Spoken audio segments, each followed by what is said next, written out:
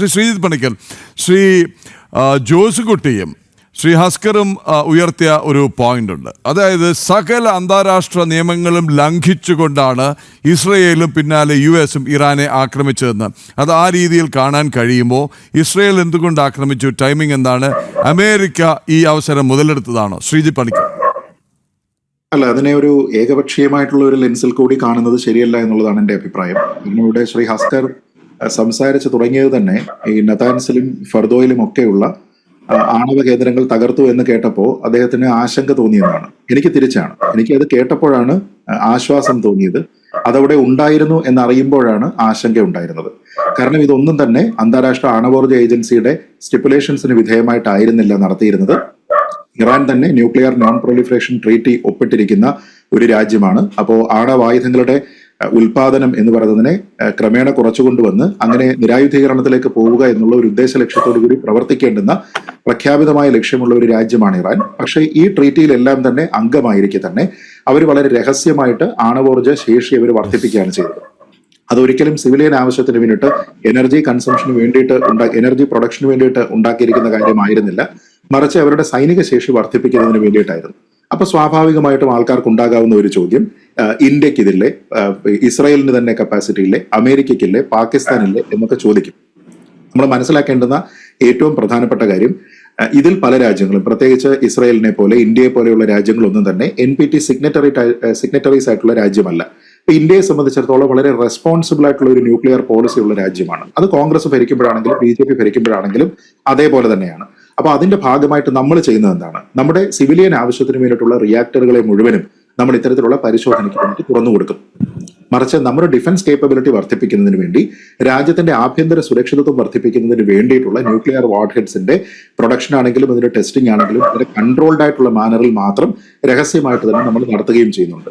നമുക്കെല്ലാം തന്നെ ഈ കപ്പാസിറ്റി ഉണ്ടായിട്ട്, ഇപ്പൊ ഇന്ത്യക്കാണെങ്കിലും സുദീർഘകാലമായിട്ട് പാകിസ്ഥാനുമുണ്ട്, ഇസ്രായേലിനും ഇന്ത്യക്കൊക്കെ ഏതാണ്ട് ഒരു 10 വർഷത്തെ വ്യത്യാസത്തിൽ എന്താണ് ഈ കേപ്പബിലിറ്റി തന്നെ വരുന്നത്. അതിനുശേഷം 50-ലധികം വർഷമായി പക്ഷെ നമ്മൾ ഒരിക്കൽ പോലും ആണവായുധം ഉപയോഗിച്ചിട്ടില്ല, ഉപയോഗിക്കുമെന്ന് ഭീഷണിപ്പെടുത്തിയിട്ടില്ല. നമ്മൾ ഒരിക്കലും ഇങ്ങനെ ഒരു ഫസ്റ്റ് യൂസ് പോളിസി നമുക്കില്ല എന്ന് എല്ലാവർക്കും അറിയാവുന്നതാണ്. ഇസ്രായേലിനാണെങ്കിലും ആ മേഖലയിൽ ഈ ഒരു കപ്പാസിറ്റി ഉള്ള ഒരു രാജ്യം എന്ന നിലയ്ക്ക്, നിരന്തരമായി മറ്റു രാജ്യങ്ങളുമായിട്ട് കോൺഫ്ലിക്റ്റിലുള്ള ഒരു രാജ്യം എന്ന നിലയ്ക്ക് പോലും ഒരിക്കൽ പോലും അവരതിനെ ഉപയോഗിക്കുകയോ അത് വെച്ചിട്ടുള്ള ഭീഷണിപ്പെടുത്തിക്കൊണ്ട് ആരെയെങ്കിലും സമ്മർദ്ദത്തിന് വഴങ്ങുന്നതിന് വേണ്ടിയിട്ട് പ്രേരിപ്പിക്കുകയോ അവർ ചെയ്തിട്ടില്ല. എന്ന് വെച്ചാൽ വളരെ റെസ്പോൺസിബിൾ ആയിട്ടുള്ള ന്യൂക്ലിയർ പോളിസികളുള്ള രാജ്യങ്ങളാണ് ഇതെല്ലാം. മറിച്ച് ഇറാന്റെ കാര്യം നമ്മളൊന്ന് നോക്കിക്കോളൂ. ഇറാനുമായി ബന്ധപ്പെട്ട് നേരത്തെ തന്നെ ഒരു കണ്ടീഷൻ, ഒരു ഗ്രൂപ്പ് ഉണ്ടായിരുന്നു, JCPOA എന്ന് പറഞ്ഞ്. ഈ JCPOAയിൽ ഇറാനുണ്ട്, ഒപ്പം അവരെ അസിസ്റ്റ് ചെയ്യുന്നതിന് വേണ്ടിയിട്ട് അല്ലെങ്കിൽ അവരെ മോണിറ്റർ ചെയ്യുന്നതിന് വേണ്ടിയിട്ട് അമേരിക്കയുണ്ട്, ഫ്രാൻസ് ഉണ്ട്, ജർമ്മനി ഉണ്ട്, UK ഉണ്ട്, റഷ്യയുണ്ട്, ചൈനയുണ്ട്, ഇങ്ങനെ നിരവധി രാജ്യങ്ങളുണ്ട്. പക്ഷെ അതുമായി ബന്ധപ്പെട്ട് ഒബാമയാണത് ഫോം ചെയ്ത് കൊണ്ടുവന്നിരുന്നതെങ്കിൽ ആദ്യ ട്രംപ് അഡ്മിനിസ്ട്രേഷൻ വരുന്ന സമയത്ത് അദ്ദേഹം ചില ചോദ്യങ്ങൾ ചോദിച്ചു. ഈ ചോദ്യങ്ങൾക്ക് എന്തെങ്കിലും കൃത്യമായിട്ടുള്ള മറുപടി ഇറാൻ ഉണ്ടായിരുന്നുവെങ്കിൽ കൺട്രോൾഡ് ആയിട്ടുള്ള അവരുടെ ബാലിസ്റ്റിക് മിസൈൽ പ്രോഗ്രാം മുന്നേറുമായിരുന്നു. ഒന്നാമത്തെ ചോദ്യം, ഒബാമ ഉണ്ടാക്കിയിരിക്കുന്ന ഈ പോളിസി അനുസരിച്ചിട്ട് എത്രത്തോളം ബാലിസ്റ്റിക് മിസൈലുകളെ അവർക്ക് ഒരു വർഷം അല്ലെങ്കിൽ ഒരു പീരീഡിനുള്ളിൽ ഉണ്ടാക്കാം എന്നതുമായി ബന്ധപ്പെട്ട് ഒരു അപ്പർ ക്യാപ്പ് സെറ്റ് ചെയ്തിട്ടുണ്ടോ? സെറ്റ് ചെയ്തിട്ടില്ല. അപ്പൊ അതിനെ ഒരു വലിയ റെഡ് ഫ്ലാഗ് ആയിട്ട് ട്രംപ് 1 അത് കാണിക്കുകയാണ്. 1. 2, ഇങ്ങനെ ബാലിസ്റ്റിക് മിസൈൽ സാങ്കേതിക വിദ്യ കൺട്രോൾഡ് ആയിട്ട് ഇറാനിൽ ലഭിക്കുമ്പോൾ ഏതെങ്കിലും ഒരു ഘട്ടത്തിൽ വളരെ അപകടകരമായിട്ടുള്ള രീതിയിലേക്കുള്ള ന്യൂക്ലിയർ വെപ്പൺറി അവർ സ്വന്തം നിലയ്ക്ക് ഡെവലപ്പ് ചെയ്യുന്നതിനെ ഈ കരാർ ഏതെങ്കിലും തരത്തിൽ പെർമനന്റ് ആയിട്ട് അതിനെ പ്രിവെന്റ് ചെയ്യുന്നുണ്ടോ എന്നുള്ള ഒരു ചോദ്യം. ഉത്തരം ഇല്ല എന്ന് തന്നെയായിരുന്നു. അപ്പൊ അവിടെയും അമേരിക്ക ചോദിച്ച ചോദ്യത്തിന് കൃത്യമായി മറുപടി പറയുന്നതിന് ഇറാന് സാധിച്ചില്ല. മൂന്നാമത്തെ കാര്യം, ഇതിലുണ്ടായിരുന്ന മറ്റ് മെമ്പർ കൺട്രീസിനോട്, സിഗ്നറ്ററീസിനോട് അമേരിക്ക പറഞ്ഞത്, നിങ്ങൾ ഇങ്ങനെ ഒരു രാജ്യം ഇത് ഡെവലപ്പ് ചെയ്തുകൊണ്ട് വരുന്ന സമയത്ത് നിങ്ങൾ ശ്രദ്ധിക്കേണ്ടത് ഈ രാജ്യം റീജിയണൽ ആയിട്ട് അവിടുത്തെ ജിയോ പൊളിറ്റിക്സിൽ എന്ത് ഇൻവോൾവ്മെന്റ് നടത്തുന്നു എന്നുള്ളതാണ്. അവരുടെ റീജിയണൽ ആയിട്ടുള്ള ഇൻട്രസ്റ്റിനെ ഫർദർ ചെയ്യുന്നതിന് വേണ്ടിയിട്ട് ഇറാഖിലുള്ള അവരുടെ ഇടപെടൽ, ലെബനനിലും സിറിയയിലും യമനിലുമുള്ള അവരുടെ ഇടപെടൽ എങ്ങനെയാണ് എന്നുള്ളത് നോക്കണം. എന്ന് വെച്ചാൽ ചുരുക്കി പറഞ്ഞാൽ 1979 ഇസ്ലാമിക് റവല്യൂഷന് ശേഷം വളരെ കൃത്യമായിട്ടുള്ള ഒരു ഫോറിൻ പോളിസി നേരത്തെ ഉണ്ടായിരുന്നതിൽ നിന്ന് വിപരീതമായി സ്വീകരിച്ചിരിക്കുന്ന ഒരു രാജ്യം എന്ന നിലയ്ക്ക് ഇറാനെ സംബന്ധിച്ചിടത്തോളം ഇസ്രായേൽ ഈ ലോക ഭൂപടത്തിൽ ഉണ്ടാകാൻ പാടില്ല എന്നുള്ളത് ഡിക്ലെയർഡ് പൊസിഷനാണ്.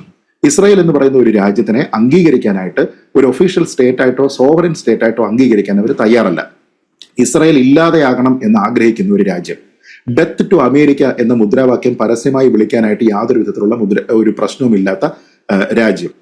ഈ ഇത്തരത്തിലുള്ളതെല്ലാം സാറ്റാനിക് സ്റ്റേറ്റ്സ് ആണ് എന്ന് പറയാനായിട്ട് ബുദ്ധിമുട്ടില്ലാത്ത ഒരു രാജ്യം. അങ്ങനെയുള്ള ഒരു രാജ്യം പ്രോക്സി വാറാണ് കുറെ കാലമായിട്ട് ഇസ്രായേലിനെതിരെ നടത്തുന്നത്. അതായത് ഡിക്ലെയർഡ് പൊസിഷൻ ഇസ്രായേൽ ഉണ്ടാകരുതെന്നാണ്.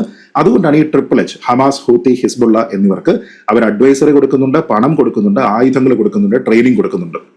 അപ്പൊ ഇങ്ങനെ പ്രോക്സി വാർ നടത്തി നേരിട്ട് ആക്രമിച്ച് നശിപ്പിക്കാൻ ശ്രമിക്കുന്നതിന് പകരം അവർ പരോക്ഷമായിട്ട് ഇസ്രായേലിനെ ശിഥിലീകരിക്കാൻ വേണ്ടിയിട്ട് ശ്രമിച്ചുകൊണ്ടിരിക്കുകയാണ്.